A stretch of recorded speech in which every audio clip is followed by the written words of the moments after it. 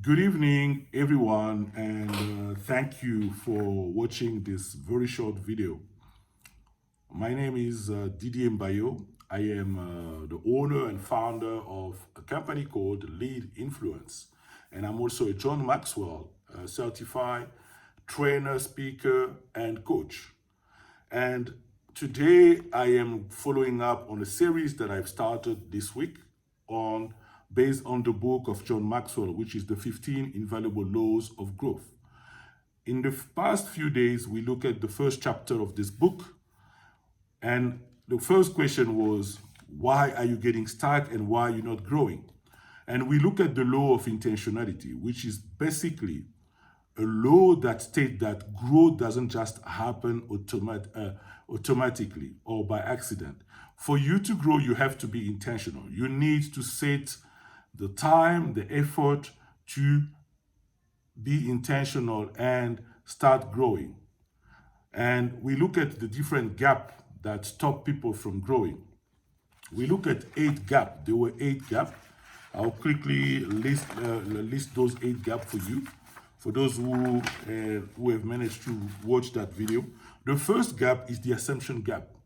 People assume that they will grow automatically just because the way we grow as a person in our body from a childhood, people assume that they will grow automatically, which is not true. When it comes to your growth, your mindset and emotional side, you have to be intentional about it. If you stop reading, if you stop going to seminar once you finish your degree, once you completed your degree at university, then trust me, the way things are moving on this earth, you will not be able to sustain yourself. So you have to keep growing. The next gap was the knowledge gap, which is one of the gaps that people usually face. I mean, I don't know how to grow. So if you don't know how to grow, find people who are growing. They will tell you what you need to read. They will tell you what you need to do to grow yourself. The timing gap, it's not the right time. I'm waiting for a better time. This is also one of the excuses that people use to not grow. And then we look at the mistake gap. The mistake gap, I don't want to make mistakes. I just want to make sure that when I do something, there's no mistakes, which is wrong. Mistake is part of our learning curve. We will never grow until we face mistakes. Mistakes are part of life. Nobody go through life without making mistakes. The perfection gap, I'm waiting for perfect circumstances. I'm waiting for whatever setup for me to be able to run this business. This will never happen. This is also a form of excuse that people use to not grow. And we look at the inspiration gap. I'm waiting when I'm going to get inspired to start growing. And the next one was the comparison gap, and the last one, the expectation gap. And then from there, we discuss the importance of now making the right plan for you to start growing. And the first thing that you need to do is to set up a time every day and put it in your calendar. Have an appointment with yourself so you can learn, you can grow, and you can read books, you can watch webinar, but you need to set up time aside. Because when somebody look at your calendar, a calendar is pretty much a snapshot of where you focus your time. What is it important for you? What really matter for you? So when someone look at your calendar, they can see exactly what is very important in your life. So set a time aside to grow every day, read as much as you can. And then the other thing that you had to do was to start doing it now. If you want to grow, don't put it to a future date. Don't say, I'm going to start, growing myself next year. You have to do it now if you're really intentional. And then the last one was to face the fear factor. The fear factor, which is, what will other people say? How would I look in front of to my friends? Would they say that I'm now trying to show them that I'm better than them? It all boils down to what you want, because in life, you shouldn't be worried about what other people say. You should be worried about what you want. Where do you want to go with your life? So today, let's look at the law of awareness. The first statement that comes from this law is you must know yourself in order to grow. And this is a very, important statement. Whatever you want to do in life, you need to know yourself. You need to know your limitation.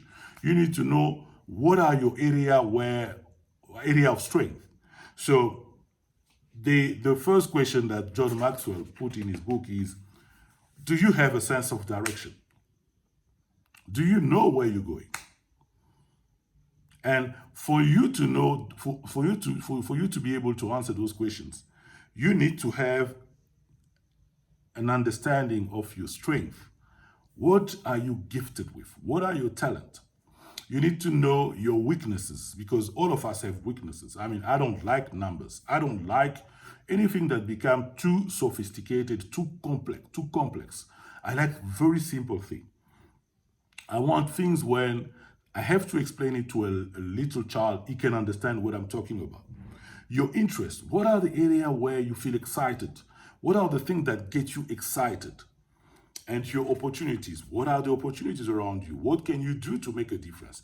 I am using this opportunity tonight to share my knowledge and my understanding of this chapter of John Maxwell. And I know there are people out there who need this type of information. And there are many people who crave for learning and they may not know where to start. This is why I'm taking this opportunity tonight to share my knowledge. And now in the book, it talks about three kinds of people that we have on this earth. Those who don't know what they would like to do, so they haven't discovered the purpose. That's the first category. So they don't know what they want to do. They are very confused. They are very frustrated, because when you don't know what you want to do, it really brings a sense of not feeling worthy, not knowing exactly where you're heading. So those are the first category. And I hope you don't fall under this category. The next category is people who know what they want to do, but they don't do it. And these people are also frustrated. And the reason why they don't do it is because they are afraid to take the first step. They are afraid because sometimes, they don't know exactly how to go about it. They are afraid because it's going to require the time, the effort, and the money. And usually when it comes to those three areas, time, effort, money, people, have a tendency to take a step back and not going forward. While the actual fact is,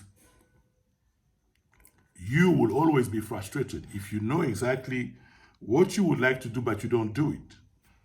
Because you're going to have this inner voice that will keep talking to you that you're not doing enough. You are better than that. And that brings a sense of frustration. And the last category are the people who know what they want to do and do it. And those are the people who are successful. The people who are successful are the people who know exactly what they want to do and they go and do it.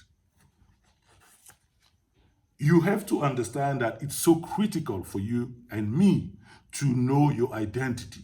What is your DNA? What are you standing for? You have been put on this earth for a purpose. You have to find out what is your purpose. Why are you on this earth? You can't just walk on this earth and just, do things in a robotic or, way of doing it just because you've been told that you have to go to school, get a job, and, pay your bills and have a living.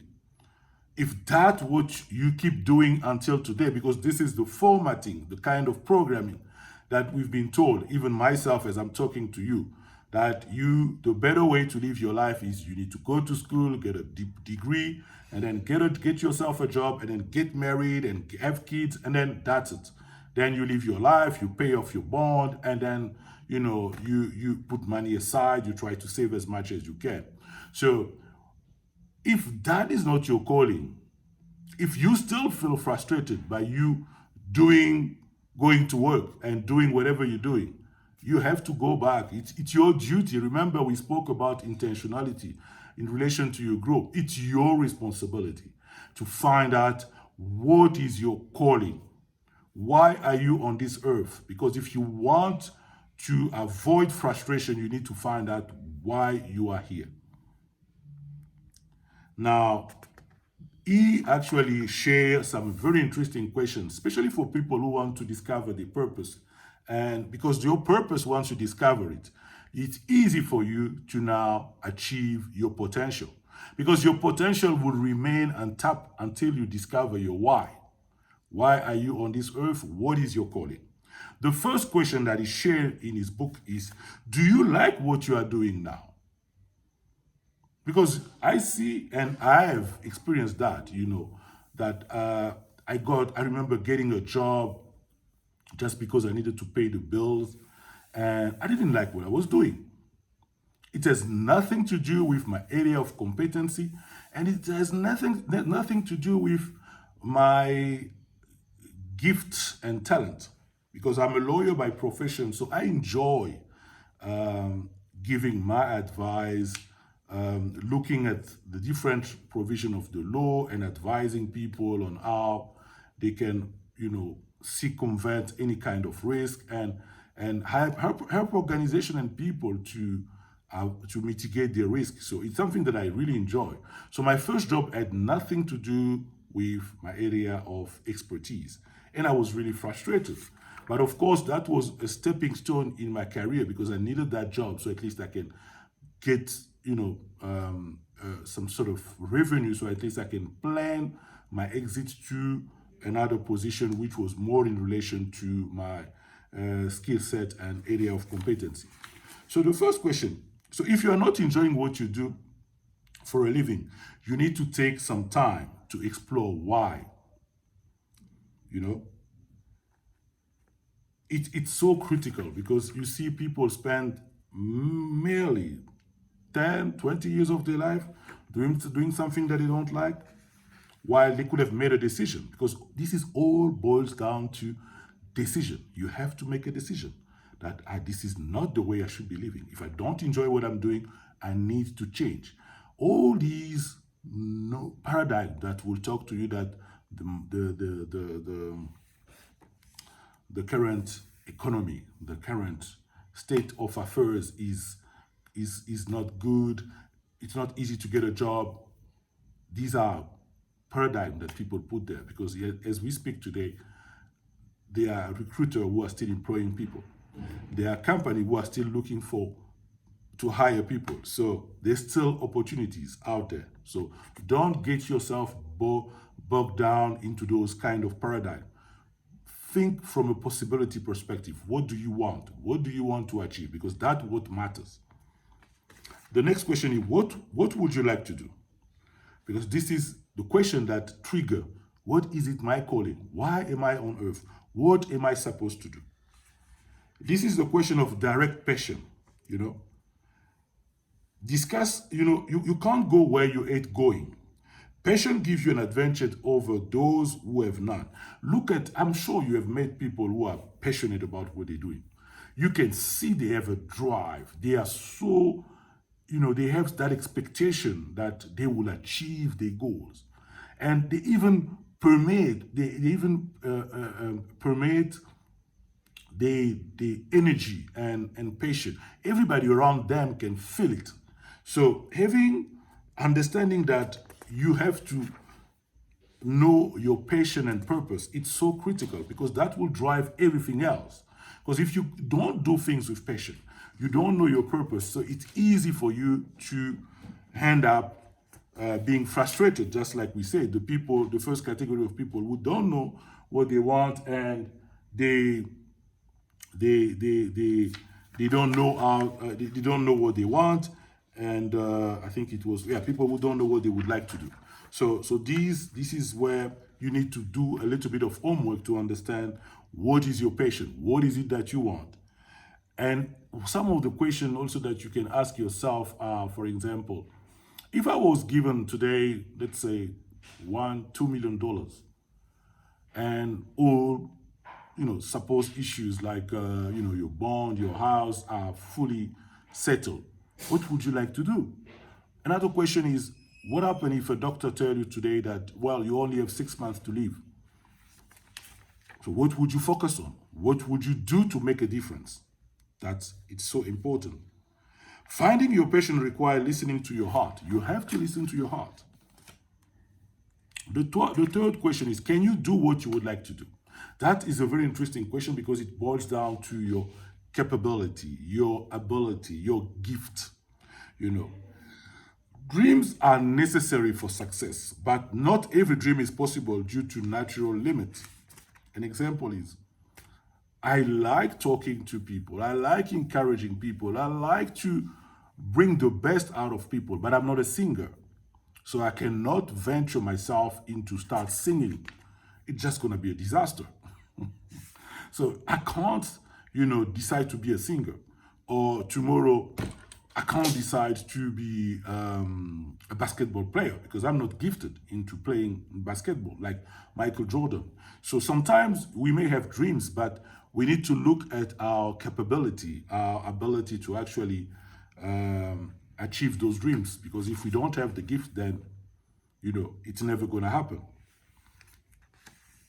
The next question is, do you know why you want to do what you would like to do? That is a question that trigger the why, because in anything we do, we need to understand why we're doing that. And I think Simon Sinek wrote a very interesting book, Start With Why. You need to have at least 5 why for you to do something. Because if you don't have enough why, usually what happens is you drop the ball. You're not going to chase whatever you set your mind that you're going to do. So that's why having the why, it's critical, because the why is what drives you. And if you look at the most successful people, when you ask them a question, why are they doing what they're doing? They always have enough reasons why they're doing what they're doing. Because that bring them, that fuel the energy, that drive whatever they do. So have a why, it's so important. The next question, do you know what to do so you can do what you want to do? This is the what question, Awareness starts with becoming very cautious of every choice you make. And action, the major difference between those who do it and those who don't do it is those who do it. So you need to be action driven. And you need to be aware of the choice that you are making, Accountability, this can be, you need to find someone that can be like an accountability partner, somebody with whom you can share your goals. Because, whatever you want to do in life, you need to have someone that holds you accountable. And that person can be either a friend or a mentor or a coach. And this is where I am very, very happy to help you to navigate this part of your life, because my job will be to hold you accountable. Because most of the time when you don't have a coach, you can't see your blind spot. You need someone who can look at you and say, well, this is the area where you fall short. And this is what you can do. Because sometimes we don't see our capability. Someone else needs to look at you and tell you, you can do much more than what you're doing now. And usually we don't do much more of what we're doing now because of paradigm. The paradigm is pretty much like an exclusive program, a program that has exclusive control over your behavior. And because we are habitual being, we as human being, we do things through habit. So the paradigm is something that controls everything you do. So anytime you want to do something that you've never done before, you feel worried, you feel stressed, you feel fearful, which is normal, because there's nobody who achieves anything of greatness without going through these feelings. But you need someone who can stand on your side and keep you accountable and push you through. Just like a basketball player or a soccer player have a coach, because the coach is there to see what they can do, like a Lionel Messi, to push them and help them to reach their full potential. Because if you don't have a coach, usually you will be so tender to yourself. So you need someone who can push you through, and that it's what is required. An accountability partner as a friend, it's also good, because if you can share your goal with him, he will keep reminding you, where are you in terms of this goal? What have you done so far? Because that you will always be worried about that question next time you meet. So you will make sure that you achieve your goal. The other question is, do you know people who do what you would like to do? And that question boils down to mentorship and coaching. So if you want to grow, you need to find the people who do what you would like to do. But for you to be able to really follow through, even if you have a mentor, because people get excited to get a mentor, but the question is, can you really get committed? Can you really commit yourself to follow through whatever action plan you've decided with your mentor? You have to be consistent. You have to be creative. You have to be purposeful. You have to be reflective. And you have to be grateful. Then, when it comes to you having a mentor, you have to understand that there are specific skill sets and qualities that you need to exhibit. The first one is you have to possess a teachable spirit. You have to be humble enough to learn from your mentor. And you have to come prepared. I have a mentor, so every time I need to meet my mentor, I make sure that whatever we discussed last time, I have done it. And when we meet, I am prepared. I can report back on what I have done. Because the only way to get someone's keen to assist you is by showing the progress that you're making as a result of your last discussion. You have to ask questions. You have to be curious. You need to ask questions, because the time that you allocate for this mentorship, you need to get the best reward from this mentorship relationship. Make sure that you ask questions. You need to demonstrate that you're learning from your mentor, and you have to be accountable. And of course, you don't just choose any mentor. A mentor needs to be someone who really have a keen interest to help you. You need to be somebody who is knowledgeable in the area that you want to get into mentoring. And it needs to be someone who has demonstrated by his behavior and his actions the result that is a successful person. You don't want to follow someone who doesn't display that he can produce, he can deliver result. So you have to make sure that you find someone who's successful in the area that you need mentorship. And you need someone who can give you honest feedback, who can tell you that you're doing well in this area, but in this area you need to do more work. And you need to be someone who encourages you, who understands the struggle, but he is there to help you. Then the other question is, will you pay the price to do what you want to do? Because that is one of the most important questions.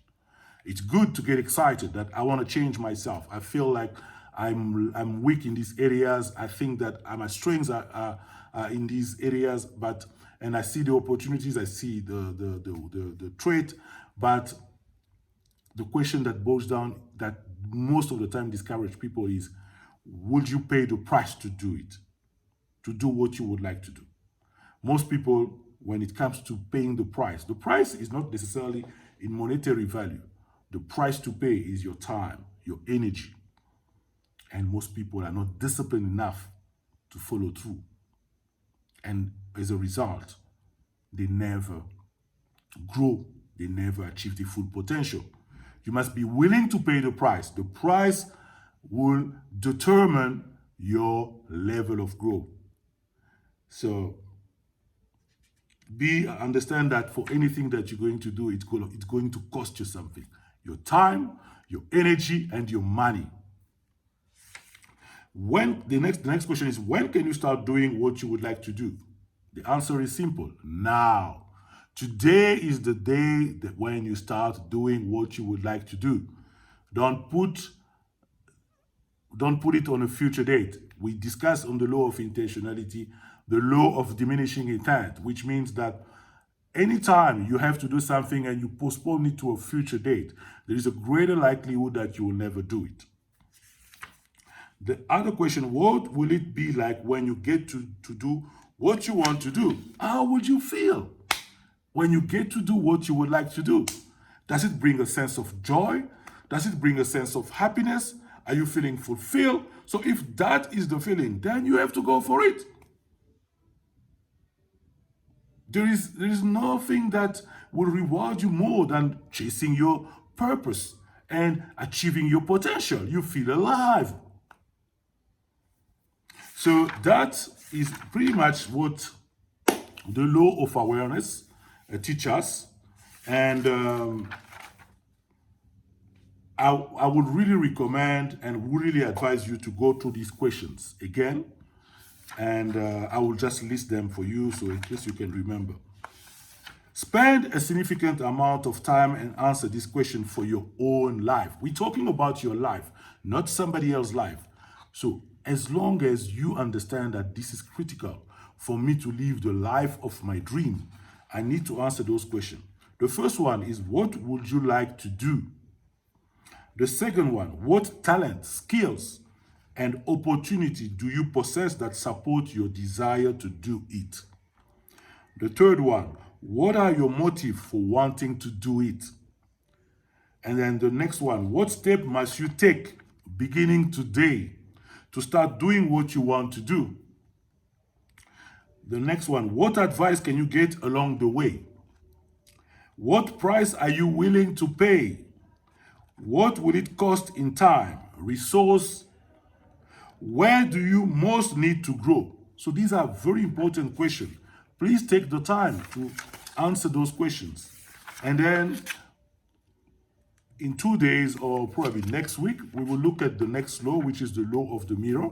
But before we do that, I really encourage you to start applying whatever you learned today. Because the only way you're going to experience change and transformation in your life is by applying. You see, there is a lot of people sometimes who spend most of the time learning stuff, but without applying. So the only transformation that will happen to your life is when you start applying the principles and the questions that I've shared in this chapter. Thank you very much for watching this video. Again, I would like to reiterate, I am very keen and I've always been passionate about helping people to discover who they are and what they are made of and help them to achieve their full potential. I am the owner of a company called Lead Influence, and we focus on one-on-one coaching with people to help them to gain clarity in terms of the goals and what they would like to achieve. And we help them to improve their performance as well. And we also help organizations in area of leadership to learn the principle of leading and influencing the staff to be able to reach the goals and grow as an organization. So as such, if you want to find out more in terms of what I do and what my organization does, you can quickly click on www.leadinfluencepty.com, or you can send me an email to didiermbayo@leadinfluencepty.com. Thank you very much, and I'm looking forward to share my knowledge and tips on the next chapter about the law of the mirror. And the law of the mirror is basically your self-confidence. Thank you.